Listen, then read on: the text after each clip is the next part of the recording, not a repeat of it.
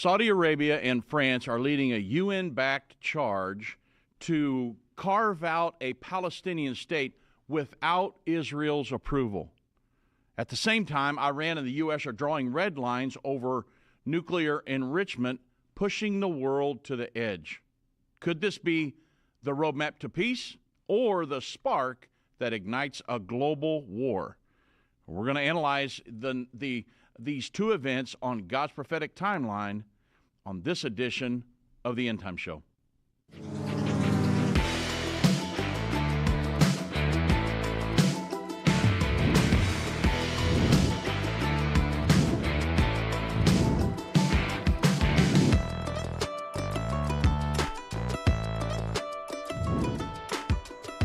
Good afternoon, everybody. I'm Dave Robbins with Endtime Ministries. I do thank you very much for joining me on this edition of the Endtime Show.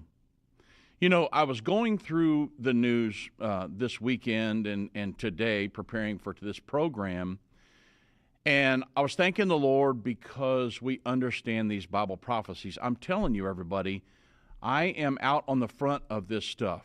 And I'm dealing with the journalists and the news reporters and just people on social networking and all over the world. And I'm sitting there, the more I talk to people, the more I realize that without Bible prophecy, we wouldn't have a clue what's going on. And I can't emphasize that enough. And now, most of you that have listened to us for a while, you understand Bible prophecy pretty good. I mean, I can tell with the questions you're answering and the emails I get and different things that people are really studying, and I'm very thankful for that. But in light of Bible prophecy, I want you to listen to these headlines that I'm going to go through. I'm going to go through 5 headlines real quick. I'm just going to read the headline, and then we'll get off into the prophecy, and then we'll discuss it. So, the Jerusalem Post. Emmanuel Macron's Israeli advisor is spearheading an initiative for a Palestinian state. Yes, I said an Israeli advisor working with Emmanuel Macron. Israel Hayam, Saudi Arabia and France are to impose a Palestinian state without Israeli input.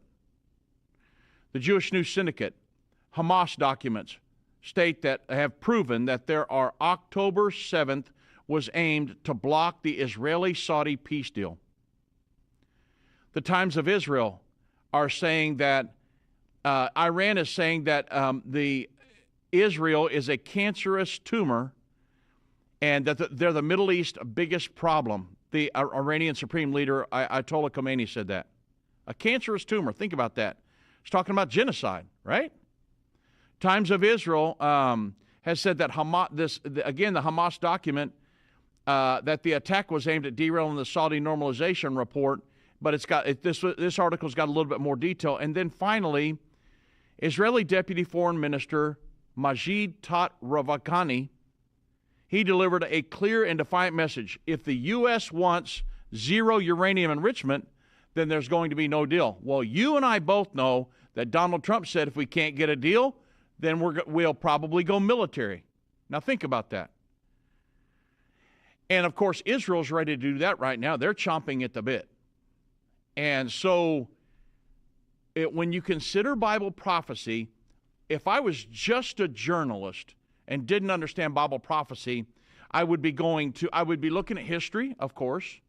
I'd be going to some geopolitical experts. I'd be going to maybe a Middle East expert, or maybe some kind of somebody who's written books on that over there in the Middle East and different things that have happened throughout time.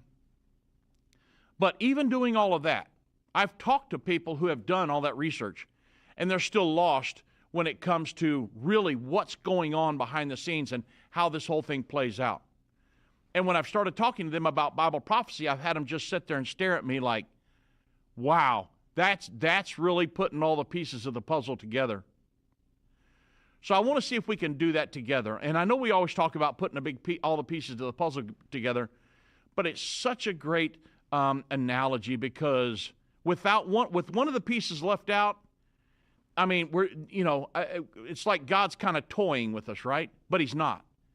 He's helped us to understand everything we need to know to help us navigate the waters just ahead and to make it prepare spiritually for eternity. So, with the sixth trumpet war, let me cover that one, and I'm just going to be brief on these. But I want you to understand.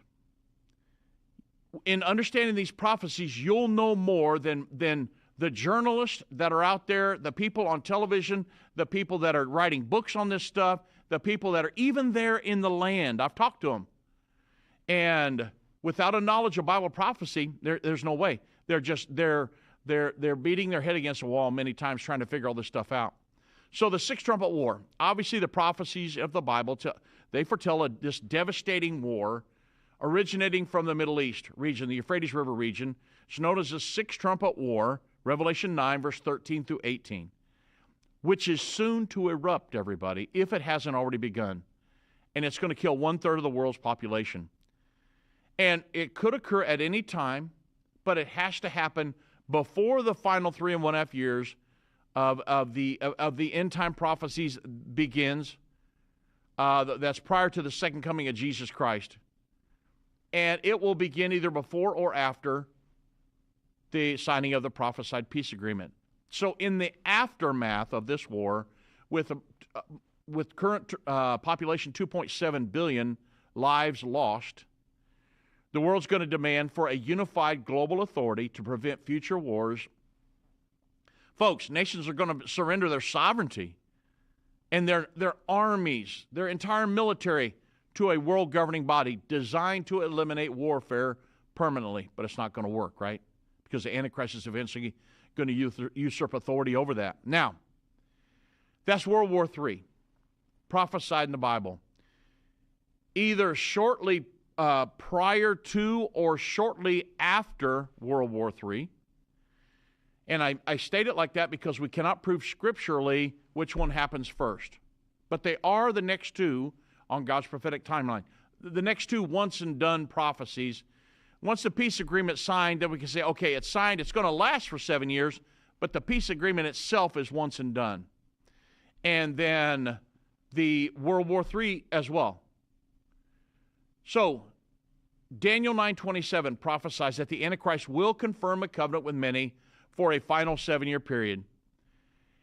And this agreement will be a confirmation of God's covenant with Abraham, that Israel would always have a homeland in the promised land. You go all the way back to Genesis chapter 15, verse 18. Abraham, I'm going to give you this land that you're standing in. He was standing in Canaan land at that point, from the river of Egypt all the way up to the great river Euphrates, all the way up there in Syria. And so this is going to be the confirmation of that. And I really, really wanted to make sure you guys understood this prophecy today. I'm not going to go through 2 or 3 hours of it. I'm going to condense it way down. But if you don't understand this prophecy, there's no way you could understand really what's going on in the Middle East. It would be very, very difficult, and especially how all this plays out. So I can read 50 news articles, and I kind of know where everything's headed before I even read them. We're just watching the ongoing fulfillment of this stuff, but I know where it's all headed. And it gives me a sense of calm and peace, because I don't have to run around and just, like a chicken with its head cut off, and I'm just scared and I've got anxiety and I can't sleep at night. No, I don't live like that. And it's because I know what's coming. God's prepared us for that, and He will never leave us, and He'll never forsake us. If you don't understand Bible prophecy, then that's when it gets a little dicey. Because then you'll think, well, whatever happens, happens. God did not want His church living like that. And so why do you think about 1/3 of the Bible is prophecy? So the fulfillment of this prophecy, this peace agreement, it's going to be the signing of this peace agreement between the Israelis and the Palestinians. Now you understand why I read the news articles that I was talking about earlier. And we're going to get into those. The prophesied agreement must do 5 things, and I want to explain them to you. Sometimes we'll just blow through the 5 things and keep on going, but I want to make sure you understand these. The 5 things that will let us know what the peace agreement is that starts the final 7 years. Because many things are going to be set in motion once the final 7 years starts. Endtime Magazine is going to mail a magazine to every home in Israel. Think about that. To my knowledge, I don't know of a Christian ministry that's ever done that before that's going to warn those in Judea to flee, other than the one we mailed back in like 98. And that went to every home in the West Bank, not to every home in Israel. But when the peace agreement is signed, that starts the final 7 years, that we'll know that because of these 5 things. Listen closely and take notes if you can. If not, you can go back and watch this program again on the archives section of endtime.com. Number 1, there is going to be the establishment of a Palestinian state in Judea, the West Bank region. Number 2, it will allow the Jewish settlers presently living in Judea to remain in their homes, living as a Jewish minority in that new Palestinian state. You say, Dave, I just heard a preacher the other day, or a prophecy teacher, that said that's not going to happen. Well, I've heard them too. I just heard a guy here recently saying that some people say this is going to happen, but it's not. Well, okay. I want to explain to you scripturally how we know. Historically and biblically, this area that Jesus referred to as Judea in Matthew 24, the agreement will allow Jews in Judea to remain as a Jewish minority under this new Palestinian state. We know this from the prophecy of Jesus in Matthew 24, verses 15 through 18 and 21. Now, I've heard people say, if you go to Daniel 9:27, it says nothing about an Israeli-Palestinian peace agreement. Well, it doesn't there. But it's just like every prophecy in the Bible, or every topic you're going to understand. You've got to tie all the verses that pertain to that topic to get what the author or God is wanting to tell us. And so unless you tie all the verses and prophecies in together, then you're going to be stuck. You're going to say, oh no, I'm hanging my hat on this one verse. And then if somebody questions you about, well, what about this one over here? You're going to say, I don't know. However, Once you go to Daniel 9:27 and Matthew 24 and tie everything together, Daniel 11, then you can say, okay, okay, Dave, I got it, right? So that's where we're at today. And so there's going to be a new Palestinian state created. The Jews will live out there as a Jewish minority. We know that from what Jesus said in Matthew 24, verses 15 through 18, and then verse 21. Jesus said, when you therefore shall see the abomination of desolation, spoken of by Daniel the prophet, stand in the holy place, whoso readeth, let him understand. So when you see the Antichrist stand in a rebuilt Jewish temple, a third Jewish temple, when you see the Antichrist stand in that Jewish temple proclaiming to be God and stopping the sacrifices, Jesus said, when us, you guys in the last generation, when you see that event occur, let them which be in Judea, those Jews that are living out there in that Palestinian region, let them which be in Judea flee into the mountains, not into Petra, not over into Jordan, but into Israel proper, pre-1967 borders. They're going to flee over there to safety. Why would they flee away from them? I've had people say, well, they're going to flee down into Petra. They're not going to flee down into Petra. I've been to Petra. That would be an absolute suicide mission for them. They're going to flee into Israel proper. And that Jesus told them, they're going to flee into the mountains. If you're on the rooftop, don't go into the house to get your stuff. You hit the ground running. If you're out in the field, don't go back to the house to get your billfold and an extra set of clothes. You hit the ground running. Why?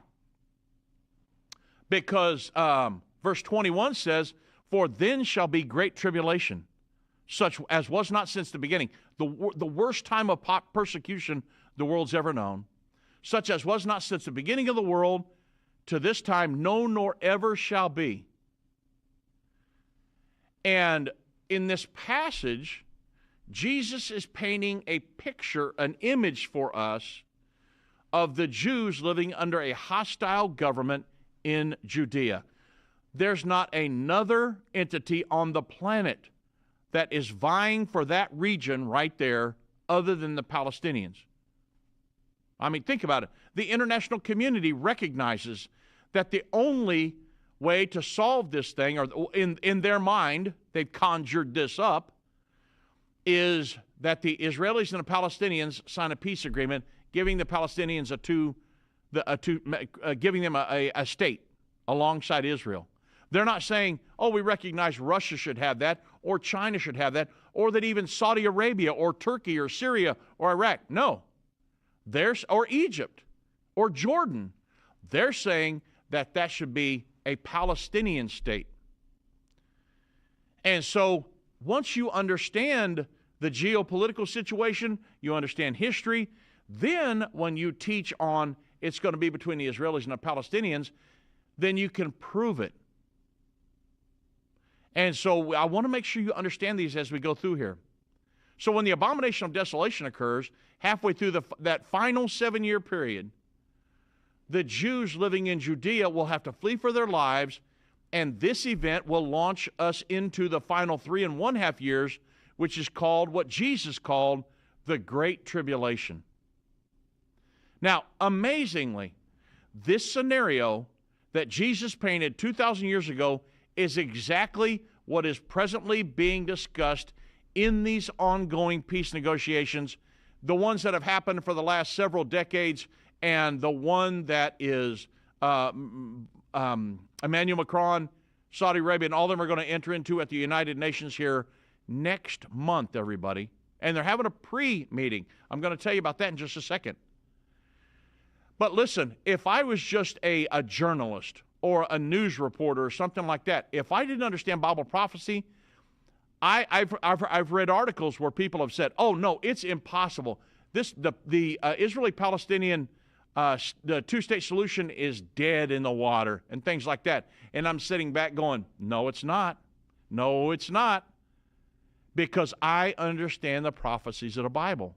Without that knowledge, you would be dead in the water. You'd be stuck. You're trying to figure stuff out just from a historical and a geopolitical situation.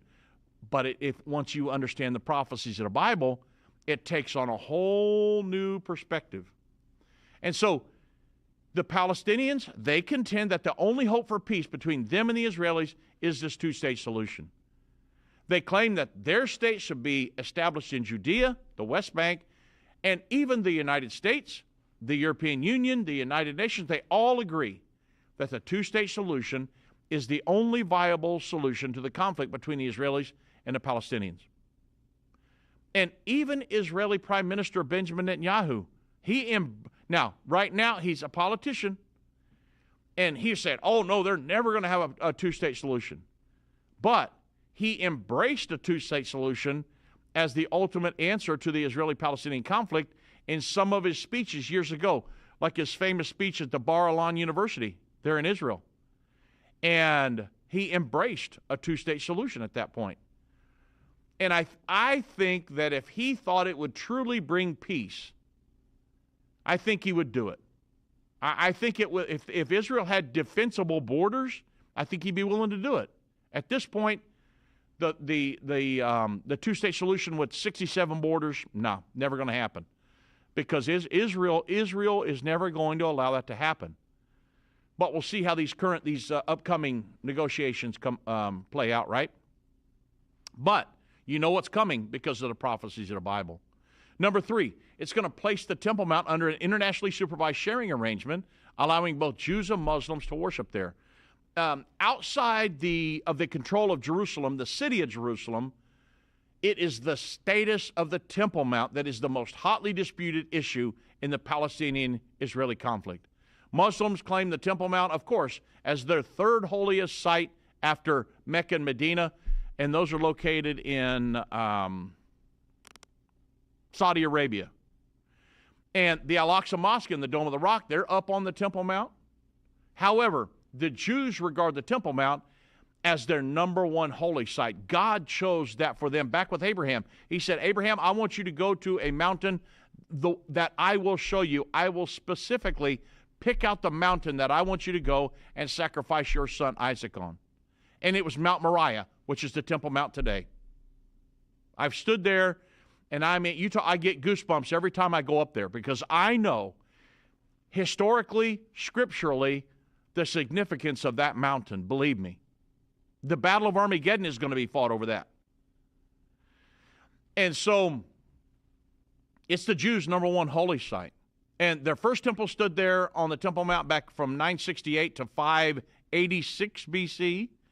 The second temple stood there from 516 BC all the way to 70 AD. And God promised King Solomon that he would place his name there forever. It's 37 times in the Old Testament, I will put my name there. And so consequently, the Jews insist that their third temple must be built up in the same area where the first and second temple stood. And even the sharing of the Temple Mount has been proposed by many politicians, including Israelis, over the years. The Bible prophesies that the Temple Mount will be shared under the coming agreement, and it's found in Revelation 11, 1 through 2. It says, and there was, John said in his vision, and there was given unto me a reed like unto a rod, like a measuring stick. And the angel stood and said, John, rise and measure the temple of God and the altar and them that worship therein. But the court which is without the temple, leave it out and measure it not.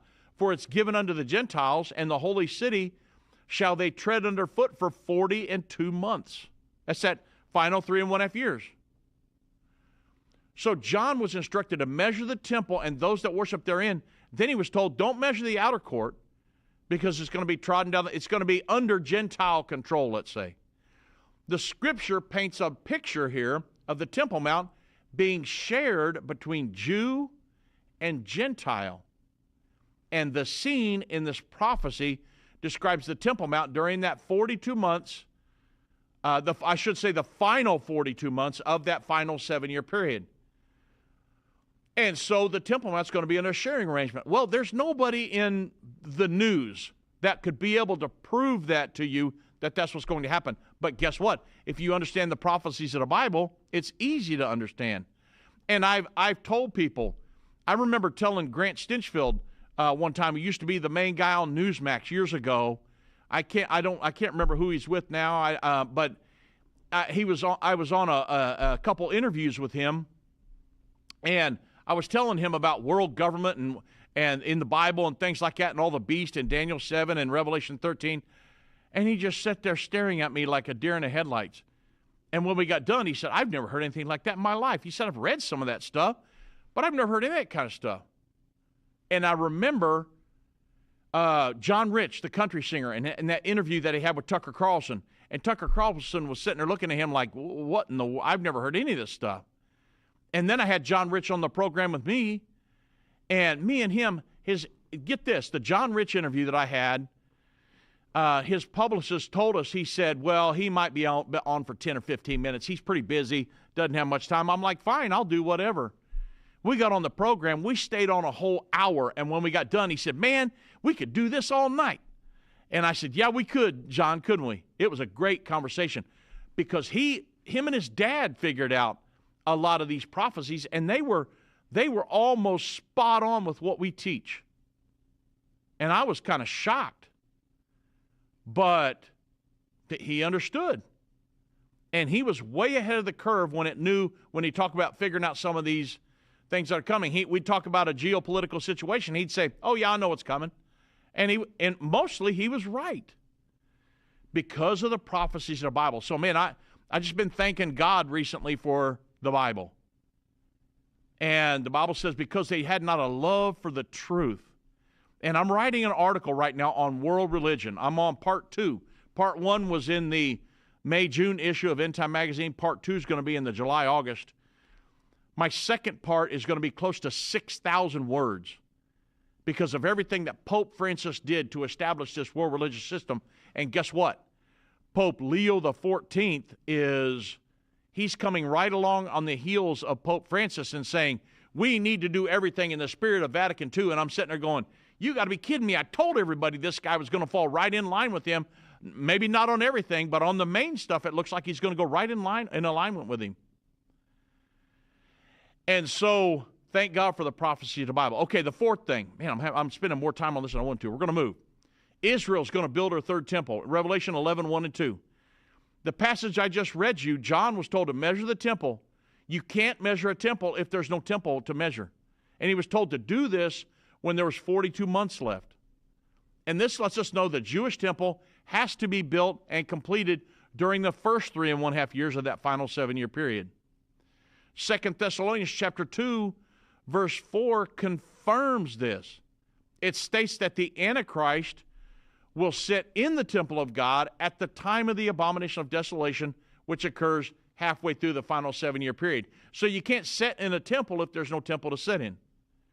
So again, this proves that the Jewish temple will be completed during the first 3.5 years. From the time the peace agreement signed, in the first 3.5 year period, and that would be of that 7-year agreement.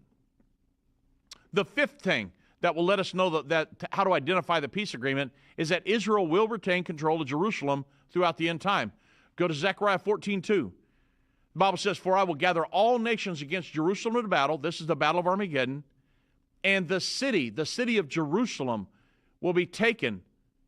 The houses rifled, the women ravished, and half of the city shall go forth into captivity.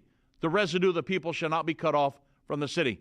So when the 7-year term of the peace agreement expires, the Palestinians and the international community will demand that Israel surrender East Jerusalem. And they want it to become their Palestinian capital. President Trump has spoken about it. But Israel is going to refuse. And the international community, under a UN flag, will invade Israel to force compliance. Go to Ezekiel chapter 38. All of the nations there, Gog and Magog and Togarmah and Gomer and all of them, Persia, coming down against Israel to battle. Israel's going to fight against the invading armies of the Antichrist and his world government. And the Bible calls this war the Battle of Armageddon. And Israel's slowly but surely going to fall back before the superior firepower of the world governing forces. And finally, Israel's going to make its last stand at its capital, Jerusalem. Half of the city will fall to the UN forces, which tells us Israel will have had control of the entire city of Jerusalem throughout the final 7 years. Now, folks, when you see that prophesied agreement, then you can know assuredly that the final 7 years to the Battle of Armageddon and the second coming of Jesus Christ has begun. All right, we'll get off into some of those news articles after we get back from the break, and I've got a lot of them to go through, so hold on to your hats and don't touch that dial. Got so much information here, and you need to understand what's going on. A reminder of the breaking news this hour. At least 22 people are reported to have died in a strike in Gaza. The rise of Islam. We're trying to bring answers for so many families desperately. Is the Israel-Hamas-Iran conflict World War III? So let's talk about the four horsemen. What do these horses symbolize?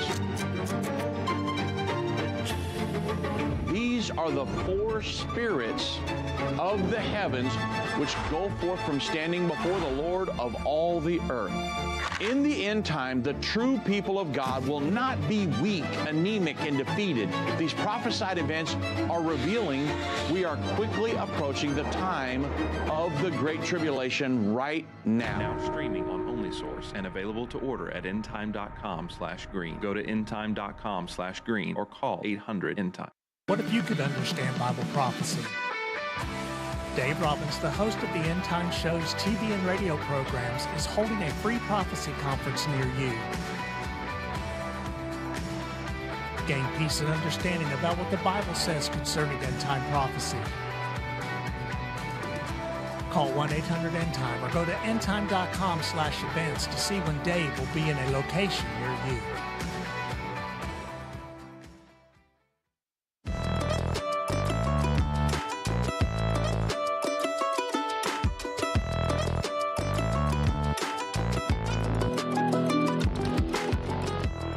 Welcome back, everybody. And, we get so caught up in these prophecies and things and or forgot that we got to pay the bills, right? I'll leave all that stuff up to Vince. But I got to mention Birch Gold here before I move on. Tariffs, they've thrown the global economy into chaos. Potential widespread inflation is tied to massive supply chains disruptions that weigh heavily on all of us. But there is a silver lining that most people have missed. President Trump specifically exempted gold and silver bullion from the sweeping tariffs. So while these new policies are triggering these significant financial chaos, the administration preserved your ability to diversify into precious metals. If you're concerned about your savings, I would at least encourage you to have a free consultation with Birch Gold and their precious metals specialist.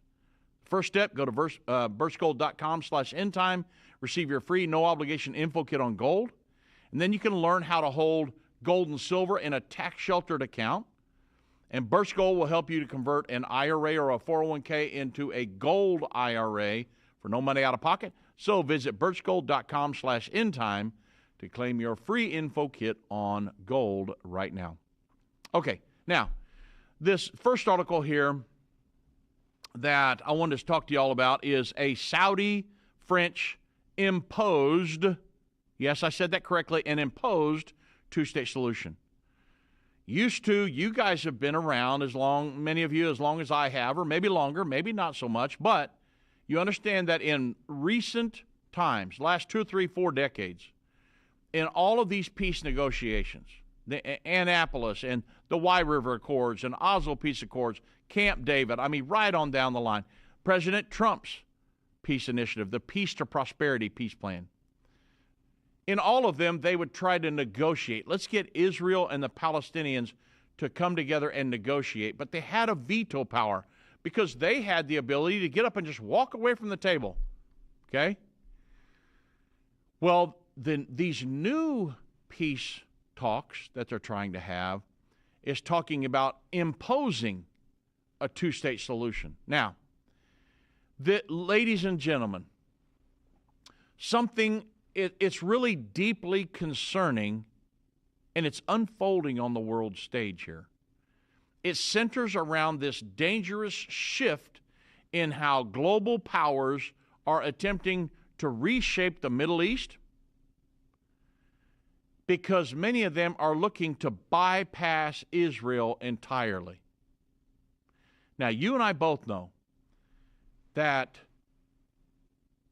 most of the end-time Bible prophecies, if you want to really know what's going on, look at Israel. Okay? Now, I understand world government, world religion, all this other. But the timing of it all, we look at Israel. Because that's where the final 7 years, it's going to be about Israel. That's where halfway through, it's going to be on the Temple Mount. The final 7 years, the Battle of Armageddon happens in Israel. I mean, it's just one thing. That's where it all kind of culminates. So I watch Israel like a hawk. And the Middle East region. And I do follow it all, but, man, I watch Israel very heavily. I mean, I'm going to be there here in a couple weeks. We leave 2 weeks from today to go to Israel. My wife and I will be teaching and preaching the camp there. And so with these peace negotiations, this Saudi-French imposed two-state solution, to summarize it, let's start in Paris. According to the Jerusalem Post, French President Emmanuel Macron is pushing a bold new initiative to fast-track the creation of a Palestinian state. Now, this is why I wanted to go through the prophecy with you to begin with. If you don't understand the dynamics of all of this and, you know, you're just kind of reading the news it's easy to slide over these articles or to slide over a video that somebody sends you. Look at what's going on here, and you'll say, nah, Palestinian state, who cares, right? Oh, come on. That is one of the characteristics of the final peace agreement that will start the final 7 years, folks. And so am I saying this initiative will be the one? No, I'm not. But I'm telling you, there's one coming very soon. And the Bible says the Antichrist will confirm the covenant with many for a 7-year period. Well, what if they were to implement a two-state solution without Israel being on board? You say, man, I didn't even know that was possible. Anything's possible nowadays. We've seen things happen that blow your mind. I mean, years ago, for a U.S. president to create an Abraham Accords and to get Arab nations to normalize relationships with Arab countries and Israel, that would have been completely, totally unheard of. No way. Never going to happen. But it's happened, hasn't it? And get this, it is possible. Saudi Arabia had said that potentially they would be willing to do it if Israel would allow, or if a Palestinian state was created. 10 years ago, this would have been, people would have thought, no way. It'd be easier for us to colonize Mars than to have an Arab nation normalize relations with Israel. But it's happened, hasn't it? So a lot of people say this is impossible. There's never going to be a two-state solution. Folks, let me tell you, Jesus prophesied about it in Matthew 24. And so Emmanuel Macron pushing this new initiative to fast-track the creation of a Palestinian state. And astonishingly, this is being led by his own Israeli advisor on Middle East affairs. His name's Ofer Bronkstein. And yes, you heard that right. An Israeli is spearheading a process that effectively sidelines the Israeli government. Now, I read an article, I don't know, it was maybe a week and a half, maybe 2 weeks ago, that said there are many people in Israel who would be pro two-state solution in an effort to have peace. Are you kidding me? Can you imagine King David saying, yeah, let's give away some of the promised land to Goliath? Can you imagine? There's no way. He would be willing to fight to the death over it. But a lot of Israelis that are there, they're atheists. They don't look at the Bible the way even we do. And so you say, oh, it's never going to happen. I'm telling you, it's coming. It is coming. As sure as I'm sitting here at this desk, as sure as there's a Bible, there's going to be a two-state solution.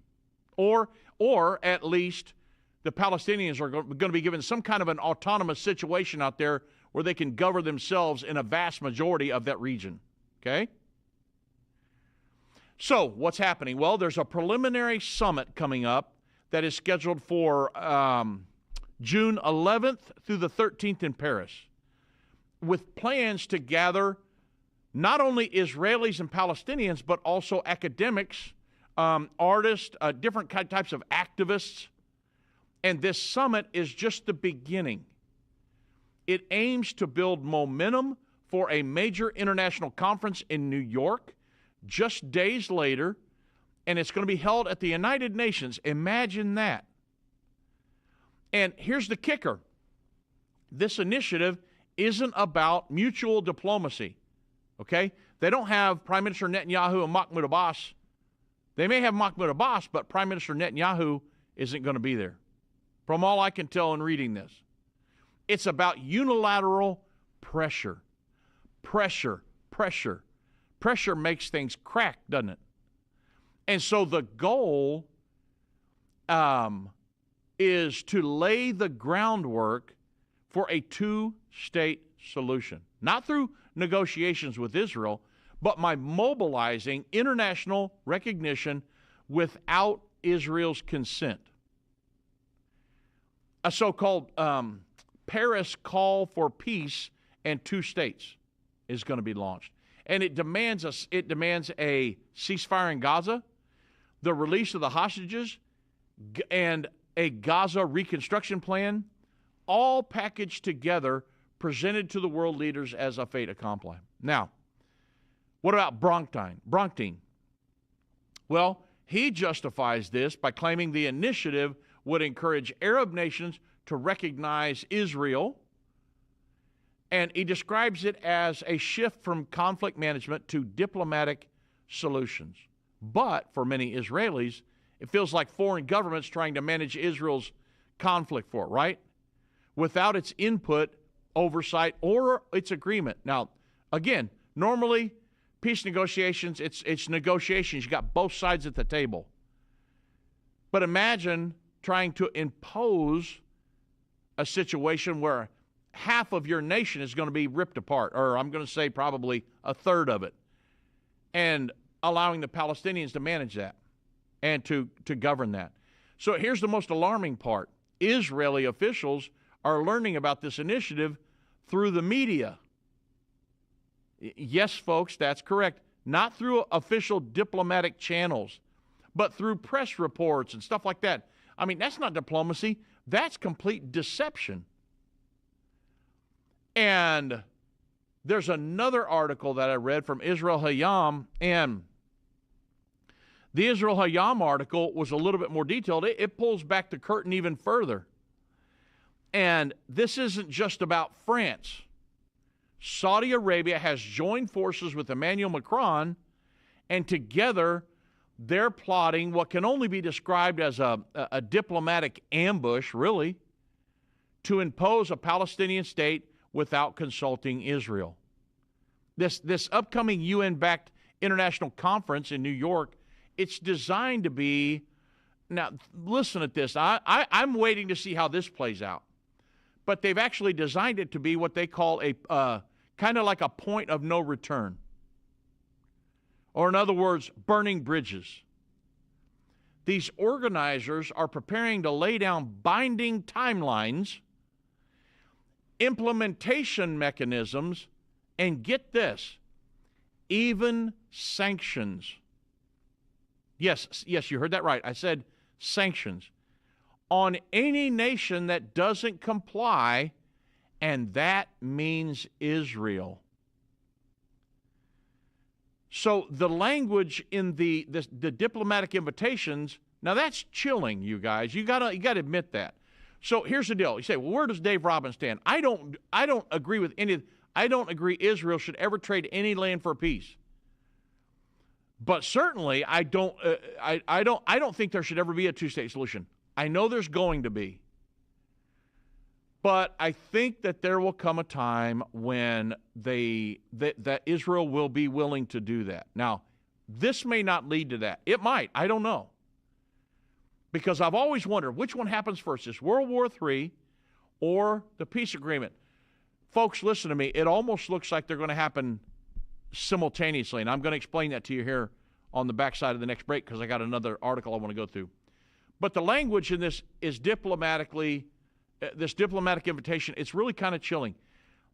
they equate this initiative that's coming with Emmanuel Macron of France and the United Nations, Saudi Arabia, and all of them. Get this. They equate Hamas's October 7th terror attack with the Israelis' self-defense, and they blame both sides for the violence. Now, you and I both know, my wife and I were in Israel at the time of when October 7th happened in 2023. We heard a lot of the bombs and things go off, totally shocking. And to say that Israel they're blaming them for part of the violence, you got to be kidding me. Well, we're going to talk more about it on the backside of the break here, so don't touch that dial.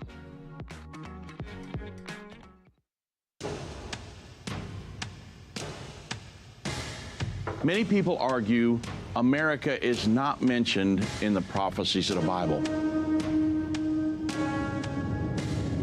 But they will miss so much about the coming events that will happen in the end time if they don't get that understanding. What do these beasts symbolize? That's what we need to answer. Because if we can't understand what these beasts symbolize, there's no point in even studying this, right? If you don't believe that America is mentioned in the Bible, you're going to be stuck when it comes to figuring out all these prophecies. But once you understand this, America has a prophesied future. It's given to us in the Bible. And the America will not be part of the world government, but we're going to be protecting Israel against the world government all the way to the second coming of Jesus Christ. Now available for pre-order at endtime.com/America. Go to endtime.com/America or call 1-800-ENDTIME.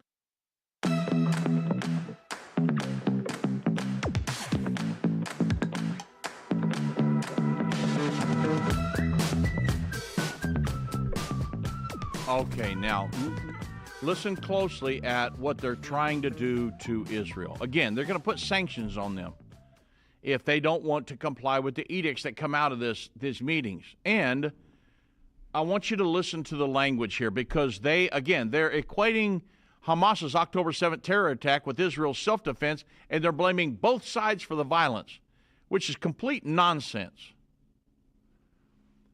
But they're demanding an end to the occupation, which they say Israel, obviously Resolution 2334, that Israel's occupation in East Jerusalem and the West Bank is a flagrant violation of international law. Folks, that's laughable. But the international community, it's socialistic, it's totally anti-Semitic, and so obviously what's going to come from there. But they are, in these meetings, they're going to demand an end to the occupation. They say it's really not, they're not occupying it. It is disputed. It's disputed territory. And they're going to blame the Israeli settlements that are out there and that activity as the primary obstacle to peace, while conveniently ignoring years of Palestinian terror. And they're going to refuse to require the Palestinians to even recognize Israel. Now, that's not peace through dialogue. That's coercion. And let's be crystal clear here. Peace cannot be imposed, especially not in a democracy that's been under siege, as Israel has. This initiative would force Israel to surrender. Now, I say force Israel to surrender territory. That's going to be very hard to do. But to surrender territory, security control, and sovereignty. All while the Palestinian side offers no guarantees of recognition or lasting peace. Now, this is top-down diplomacy at its most dangerous. France and Saudi Arabia are bypassing Jerusalem and trying to steamroll a solution through international pressure, with the United Nations serving as the enforcer. Now, again, if you just look at this from a journalistic perspective, or let's say even a Middle East expert, how do I look at this? Well, I would say, oh, no, Israel's never going to sign a two-state solution, and, we can try to enforce it on them, but they're going to be seen as a pariah in the eyes of the international community. Yes, they are. They already are. And they will be all the way throughout. Even if they get a peace agreement signed, they're still going to be seen as a pariah nation because Iran's trying to destroy them. Hence my next article I'm going to go through.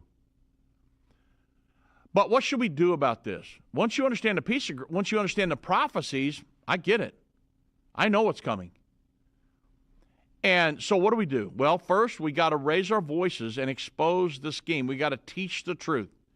Make sure we're teaching the truth. Second, Israel's allies, especially the United States, we've got to speak out now. We should say, no, we're not going to have anything to do with this conference. And I'm only reading France and Saudi Arabia, but President Trump was just there and signed big deals with Saudi Arabia, supposedly big friends, right? He should say, no, you guys don't have a part in any of this. Now, I don't think he's going to do that. And because I think Trump would be willing to trade land, Israeli land, for peace. And he should not do that. He absolutely shouldn't do it. That's anti-Bible. And I do not agree with everything President Trump does. The last thing President Trump wants to do is to mess with Israel. I can tell you that right now. Ariel Sharon traded land for peace. He traded Gaza in an effort to have peace back in 2005, and that shortly thereafter he went into a coma and never come out of it and died. Okay? Now, I'm not saying that this is going to happen to Trump, but I'm saying you don't want to mess with Israel, folks. Okay? Very, very important. I wish I could have a conversation with President Trump because he's got advisors that are telling him some stuff that, scripturally you shouldn't be a part of. Now, Mike Huckabee is our U.S. ambassador to Israel. He should talk to him and say, look, you got to be careful here. And because you say, well, what's he got to be careful about? Because back in his first term, he put out the Peace to Prosperity and was going to allow the Palestinians to have some land there. Now, I know that you're talking about conflict when you try to drive them all out of there, but I certainly want to give them I wouldn't want to give them any more land for peace. I wouldn't be a part of it because it's promised land, everybody. And that I hold that stuff very sacred. It's biblical. God told them, when you go in there, don't sign any covenants with them. And so we can't reward terror by punishing these democracies, Israel. We must not allow international conferences to dictate borders for sovereign nations. I mean, this is not the path to peace. It's a shortcut to disaster. Today it might be Israel, but tomorrow it might be the United States. They might say, well, you guys have to tear down your border and allow whoever to come in. Okay? So you're setting a precedence here. And we certainly don't want to be involved in it. And I think under some of the previous administrations, we've been involved in all kinds of dastardly deeds, right? But the thing is, when it comes to Israel, you just can't mess with Israel. I don't think we should mess with any other nation, but certainly not Israel, because it's biblical. God said, when I give you the land, you go in there, you inhabit the land, you drive out the heathen, and don't sign any covenants with them. These people need to go back and read the Bible. Because I'm telling you, you go against God's word, and the Bible says whatsoever a man sows, that's what he's going to reap. And so you better check your actions when you're talking about doing some of this stuff. Now, to go along with that, I talked about a peace agreement that'll be signed. It looks like they're going to try to impose some type of a situation there. I don't know if it'll be successful, but I want to make sure you guys understand what's going on. But the Times of Israel, I've got another article here that a Hamas document shows that the October 7th attack was aimed at derailing the Saudi normalization. So if there was ever any doubt, and this comes really close to home to me because my wife and I were there. We had a tour group in Israel when October 7th, 2023 kicked off. We were there. We were there for 8 more days. That happened on a Saturday. We were there. We didn't fly out till the next Sunday. And so if there was ever any doubt about what really triggered the horrors of October 7th, you can doubt no more, because new documents reportedly recovered by the IDF and reviewed by Wall Street, it was the Wall Street Journal,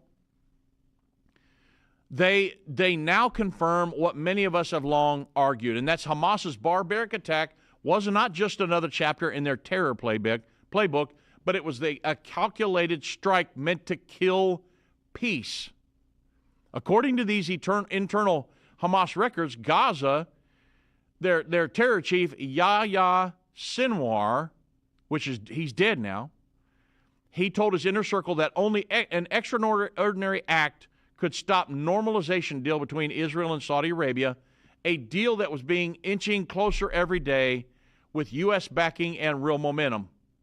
And what was that extraordinary act? Well, we all know now it was the slaughter of 1,200 innocent Israeli men, women, and children, the kidnapping of 251 more. Some of them are still hostages down in Gaza. So this isn't about resistance. It was about sabotage, and political and strategic. The documents go back months, and one from September 2023 recommends increasing violence in the West Bank and Jerusalem to derail Israeli-Saudi ties. Another marked secret from August 2022 even laid out Hamas's internal doctrine that normalization between Arab states and Israel was an existential threat to their movement and had to be crushed at any cost. And they even posted a job ad, yes, a job ad, looking for someone to lead their Department of Arab and Islamic Cooperation. What was the job? Mobilize opposition against the Arab world, against countries that want peace with Israel. So let's be clear here. The Hamas didn't attack because they were desperate. They attacked because they were terrified, what? Of peace. Peace with Saudi Arabia, the crown jewel of the Arab world, would have broken the anti-Israel axis, and it would have pulled the rug from under Iranian proxies, and Hamas knew it. So in the sickest twist of all, they lit the region on fire, not to help Palestinians, but to keep them trapped under Hamas rule. And tragically, it worked. And the attack shattered the momentum for peace, the peace, and it hardened Saudi positions and plunged Gaza into ruin. Meanwhile, the leader, Sinwar, the man behind it all, of course, again, he's now dead, but his evil blueprint lives on. And that's why we must never forget, the enemies of Israel fear one thing above all else, folks: normalization, reconciliation, peace, because peace threatens their power. And that's why for one of the many reasons that we must stand by our ally Israel, and with every leader, Arab or Western, who dares to pursue peace in defiance of terror. And what I want you to think about today, because of the World War III scenario I gave you at the beginning, is that imagine if Emmanuel Macron and Saudi Arabia and this peace negotiations that come up, imagine if they were to see some kind of success. Well, do you think that would not bring about potentially a bigger conflict? Potentially even a World War III conflict? Now, I'm speculating here, but I'm watching the entire scenario and saying they were willing to do October 7th because of Saudi-Israeli normalizations. And now, yes, they are trying, Saudi and Macron are trying to impose a Palestinian state. But the thing is that I don't know at this point what is the spark that finally ignites World War III. Could it be a peace negotiation that sparks World War III? We have World War III, and then the world looks at Israel after they're done and say, you're going to sign a peace agreement whether you want to or not, and the Antichrist gets the thing across the finish line. Again, I'm totally speculating here, but I'm watching what's going on in the Middle East. I understand what's going on behind the scenes because of Bible prophecy, and I'm saying, man, this stuff's happening. And so I just want you all to be aware of the situation because of World War, the peace agreement that's coming, and it's going to happen no matter what happens, right, with this current situation. Those two things are coming because they're prophesied about in the Bible. World War III, Revelation 9, verse 13 through 21, and the peace agreement, Daniel 9:27, Matthew chapter 24, verses 15 through 21. Jesus painted the picture of this of Jews living out there under a Palestinian autonomous situation. And then in Daniel chapter 11, many other places that show that the stage is being set for the fulfillment of the next two prophecies on God's prophetic timeline. God bless you all. Thank you for listening.